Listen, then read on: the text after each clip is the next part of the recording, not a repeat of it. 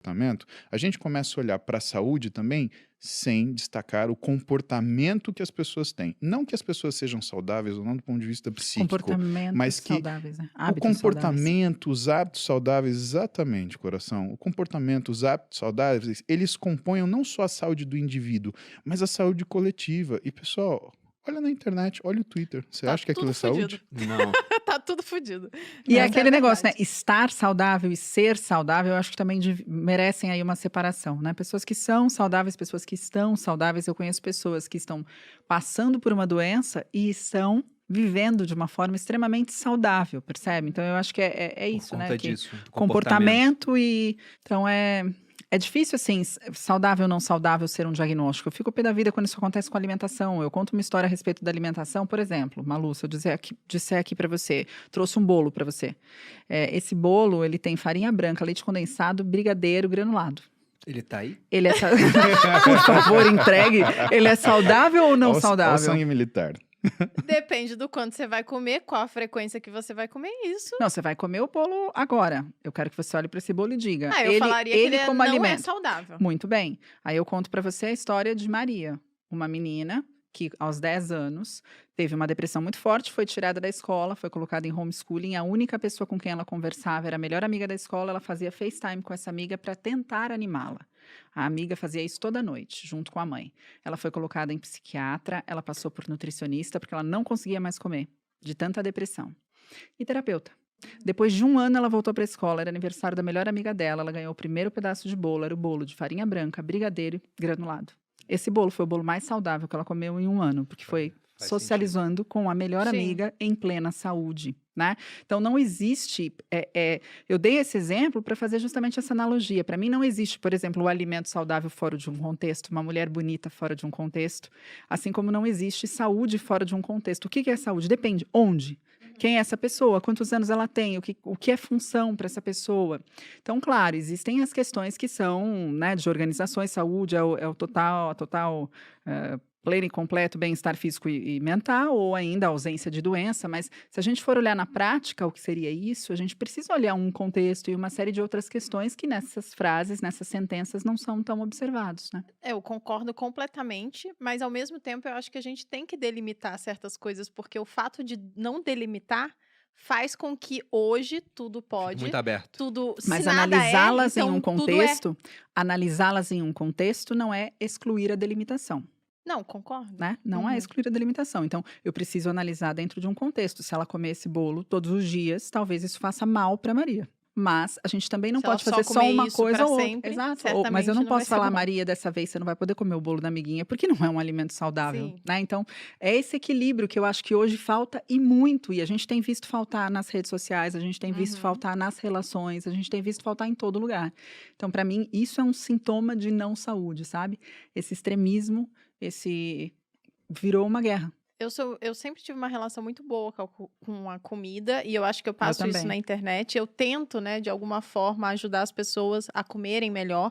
Mas eu não gosto, e teve uma época, há um tempo atrás, que teve muitas ondas de dieta, né? Eu comecei, por exemplo, na internet com a onda da low carb. Eu me apaixonei por low carb, e aí eu fazia low carb, e aí eu ensinei todo mundo a fazer low carb, e isso foi, tipo, um blue mind, sabe? E foi realmente muito legal, mas depois eu descobri, cara, isso é quase uma seita. Quando você se apaixona pelo negócio, Acabou e a você só razão. fala disso, Acabou a razão. e só aquilo é certo, e você não consegue definir as pessoas são diferentes para cada pessoa, né? Por exemplo, Imagina o Muzi no low carb. É morte um súbita. atleta, exatamente, um atleta não precisa fazer low carb, né? Uma mulher que é muito magra não precisa fazer low carb. E, enfim, várias coisas, Sem dependendo falar de que tinha o saúde. pessoal da no carb também. E né? tinha o Exato. pessoal que entendia, desvirtuava tudo. E esse é o grande problema, né? Quando você é profissional da saúde, você é responsável pelo que fala e pelo que as pessoas entendem. Exatamente. E não só pelo que você fala. E aí, depois da low carb, teve antes, né? Acho que com também muito aquela estética de atleta, de zero gordura, que veio antes disso. O pessoal comia nada de gordura, então era o low fat total. E teve várias fases, e aí depois dessa fase teve aquela que pode comer tudo. Esqueci o nome agora, gente. Não conheço essa. Aquela Flex lá? É, a Flex, Ah. onde você podia comer um monte de coisa, era só calcular. Macros, E aí, né? os macros, e eu, meu Deus do céu, esse povo tá perdendo a saúde, tá perdendo a noção, tá perdendo tudo, né? É que não era sobre saúde, Não né? era Era sobre sobre saúde. controle de peso. Dieta flexível. Dieta Dieta Isso, flexível. dieta flexível. Mas nada disso Foi era uma sobre onda saúde, também. né? Era muita coisa assim, controle de peso. Como a gente vai controlar o peso agora? Agora tem essa aqui, dieta. Agora, aí, olha o barulhinho. foi E aí, aqui, tá foda-se a saúde, né? Era Exato, basicamente isso. exato. Come o que você quiser. Então, por isso que eu acho tão legal também delimitar o que é saudável, né? Em termos. E o que não é tão legal. Por quê? Para quando você tiver as opções, você saber escolher. E não ficar, tudo pode, tanto faz. E Porque eu não acho que, tanto e faz, assim, no final das embora eu contas. trabalhe com transtorno, né, eu falo, são coisas completamente diferentes, a gente não pode, né, eu não posso chegar para uma pessoa que está com transtorno alimentar e falar, isso você não pode, tá, não é tão saudável. Eu jogo Não, ela é numa totalmente ortorexia, é outra parada, abordagem, né, então, que fique muito claro aqui, porque eu tenho um público que me acompanha muito falando sobre esse assunto, mas como nutricionista, eu não posso dizer que o consumo de açúcar é benéfico em algum nível, né, o açúcar de mesa não existe benefício no seu consumo, ponto. E Isso eu tenho posso certeza afirmar. que você vê muito casos, porque você trata isso, né? Exato. Mas não é uma maioria. E eu acho que o Muzi deve ver o outro lado também, porque os atletas, tem muita gente que quer ser atleta ou que tá tentando fazer dieta para ganhar massa, para emagrecer e tal. E aí a pessoa quer comer tudo, né? Ela é uma criança mimada, como eu costumo dizer. Tem muito assim. E aí eu fico pensando que às vezes, e teve essa onda também, que parecia que todo mundo era transtornado. Todo mundo tinha um transtorno. E eu tenho certeza que é uma minoria, que não é todo mundo. O que você acha disso? Eu tô errada. Não tá errada, de jeito nenhum. Mas assim, o que a gente sabe, né? Se a gente for olhar As os duas Ariana transtornos aqui brigando alimentares... agora, Gente, vocês vão ver dá sangue. licença, a gente montou um E eles podcast. Que a gente vai falar um pouquinho, depois a gente... Mas a verdade é que, assim, existe uma prevalência, né? Que vai aí, se a gente for olhar, por exemplo, o próprio DSM, que vai de 0,4% a 1,6%. O que é o DSM, Renato? É o Roberto, eu sou chamada de Renata pelo meu avô uma vida, então eu vou responder. Você me chama de Renata ou Roberta, eu tô respondendo na boa. É o manual, né, de diagnóstico e estatístico de psiquiatria, que classifica esses transtornos psiquiátricos. O transtorno alimentar é um transtorno psiquiátrico. Né? Então, começa por aí. Não é simplesmente uma forma de comer diferente, é um transtorno psiquiátrico, tem características extremamente específicas, tem predisponentes bem específicos, tem uma questão genética envolvida muito forte, né? De transtornos psiquiátricos de forma geral, não necessariamente alguém que tem um familiar próximo com transtorno alimentar, mas sim com transtorno psiquiátrico pode ter uma interessante. chance, um risco maior, né? Tanto que minha anamnese sempre tem. Você tem algum parente próximo, né? Pai, mãe, avós com transtornos psiquiátricos? Principalmente quando a pessoa tem uma sistematização muito severa com a alimentação. Mas a prevalência, perceba, ela é muito pequena, né, na população. Dentre os adolescentes, essa prevalência já sobe bastante. Dentre os atletas, chega a 50%. Nossa. Né? E o comer transtornado não tem uma baixa prevalência. E em ato contínuo, ele pode se transformar numa patologia, como um transtorno alimentar. Então, é essa a questão. O comer transtornado hoje, ele faz parte de aproximadamente, eu falo que é minha tese, né, minha monografia de mestrado. Que legal, Eu estudei o comer transtornado, descontrole alimentar, restrição cognitiva. A restrição cognitiva, isso eu posso, isso eu não posso, isso pode... É um dos principais fatores de insucesso nas dietas. 87% das dietas são abandonadas na terceira semana. Tem alguma razão. Então, eu concordo plenamente que você deve comer de forma saudável, que você deve escolher bons alimentos, que você deve saber o que faz mal para a sua saúde, o que faz bem para a sua saúde. E aí, balancear, porque não faz bem para a sua saúde mental também acessar esses alimentos palatáveis, porque ele vai ativar o seu sistema de recompensa de tal forma que você só se sente feliz com a dopamina impulso. Né? E nunca com ela basal.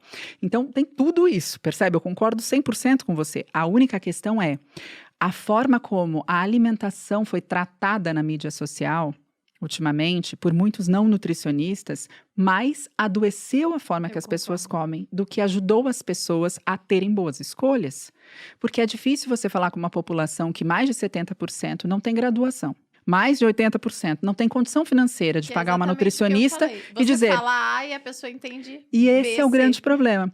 Eu que não sou formada, vamos supor, em saúde, não sou uma promotora de saúde, não fiz nenhum juramento, eu posso falar o que eu quiser. E se alguém fizer alguma coisa errada, eu posso dizer, eu sou responsável pelo que falo, você entendeu errado. Eu, como profissional de saúde, eu tenho uma responsabilidade muito maior.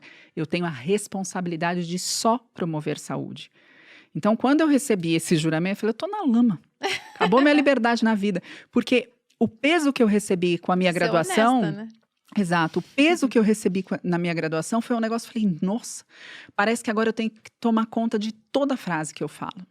E quando a gente vai estudar transtornos, é tanto sofrimento. É tão absurdo as coisas que a gente vê, a família inteira sofrendo, uma adolescente escolhendo morrer, né?